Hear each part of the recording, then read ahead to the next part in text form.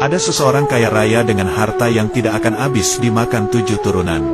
Orang kaya ini didatangi malaikat.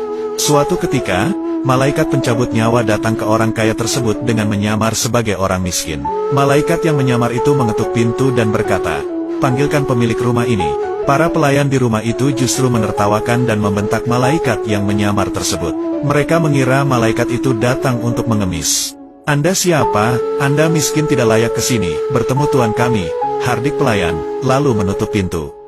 Malaikat itu diam. Ia mengetuk pintu kembali. "Sampaikan saja kepada tuanmu, aku malaikat pencabut nyawa," tuturnya.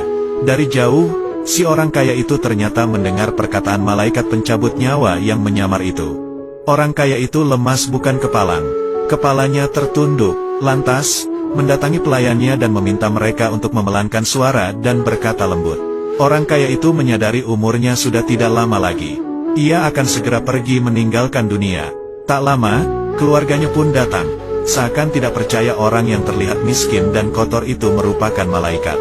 "Segeralah berwasiat, aku akan segera mencabut nyawamu sebelum kau sempat keluar rumah," tutur malaikat kepada orang kaya. Tak lama, orang kaya itu pun wafat. Sontak, para keluarga histeris dan menangis.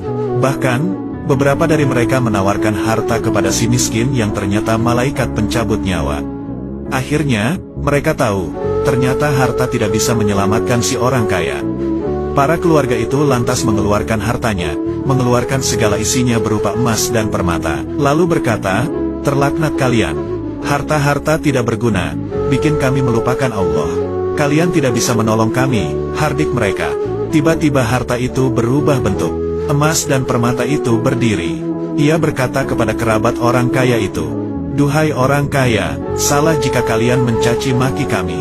Aku sudah membuat derajat kalian tinggi. Kami telah membuat kalian punya kedudukan sama dengan raja-raja dan tuan-tuan. Lihatlah ketika keluarga kalian meminang seseorang yang kalian kehendaki, bukankah langsung disetujui?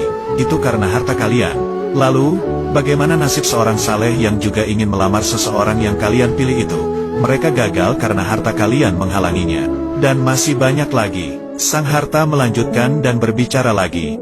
"Wahai orang kaya, bukankah kau menggunakan kami untuk membiayai orang-orang kejam dan kami tidak berdaya untuk menolak? Wahai orang kaya, jika kau memilih menggunakan kami untuk berbuat baik, kamu akan dapat kebaikan. Sedangkan jika kami digunakan untuk kejahatan, maka kamu akan mendapatkan celaka," terang si harta menjelaskan. Begitulah kisah harta yang berbicara. Malaikat pencabut datang dan ternyata harta tidak bisa melindungi dari orang kaya, seberapa kaya pun orang tersebut. Kisah ini diceritakan oleh ulama Imam Ibnul Jauzi, Uyun al-Hikayat min Kohas es Solihin wa Nawadir az-Zahidin.